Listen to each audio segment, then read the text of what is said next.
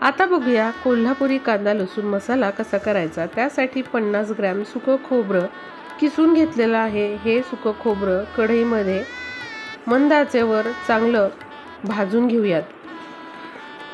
खोबरं भाजत असताना तेल टाकायची गरज नाही, कारण खोबऱ्याचं स्वतःचं तेल सुटत असतं। एखाद्या भांड्यामध्ये डिशमध्ये खोबरं काढून घेतल्यानंतर इथे आपल्याला 5 ग्रॅम खसखस, 5 ग्रॅम पांढरे तीळ, 5 ग्रॅम शहाजिरे, 5 ग्रॅम जिरे हे भाजून घ्यायचं आहे।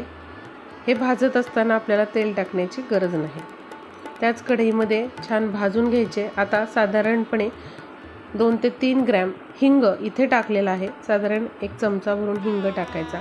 यामध्ये आपल्याला 100 ग्रॅम धणे घ्यायचे आहेत। थोडंसं तेल टाकून धणे देखील भाजून घेतलेले आहेत। आता खडा मसाल्यामध्ये आपल्याला 10 ग्रॅम तमालपत्र, 5 ग्रॅम दगडफूल, 5 ग्रॅम रामपत्री, 5 ग्रॅम काळी मिरी, 5 ग्रॅम लवंगा, 5 ग्रॅम मसाला वेलदोडे घ्यायचे आहेत। आणि आपल्याला सगळे हे खडे मसाले एकत्र असे थोडंसं तेल टाकून भाजून घ्यायचे आहेत।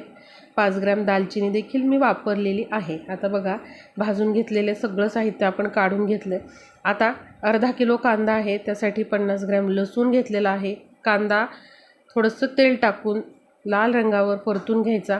कांदा लाल झाला की त्यामध्येच आपल्याला 50 ग्रॅम लसूण टाकायचा आहे आणि कांदा लसूण दोन्ही परतून घ्यायचं आहे।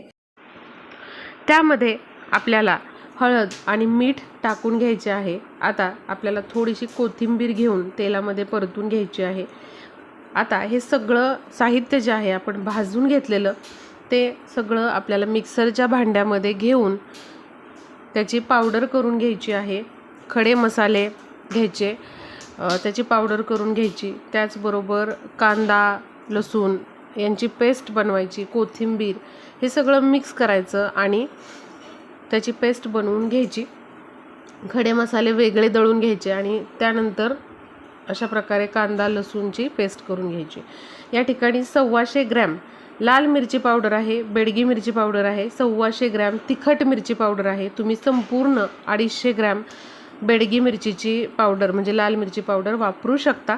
आता वाटून घेतलेल्या मसाल्यांमध्ये मिरची पावडर टाकायची, सगळे मसाले मिक्सरला पावडर करून घ्यायचे आणि मिरची पावडर टाकून थोडंसं मीठ टाकून हाताने सगळं मिक्स करून घ्यायचं। शेवटी फक्त मिक्सरच्या भांड्यामध्ये हे फिरवून घ्या, म्हणजे जाडसर मसाल्याचे कण बारीक होतील। अशा प्रकारे तयार आहे कोल्हापुरी कांदा लसूण मसाला। नॉनव्हेजमध्ये, साध्या व्हेज भाज्यांमध्ये तुम्ही हा मसाला वापरू शकता।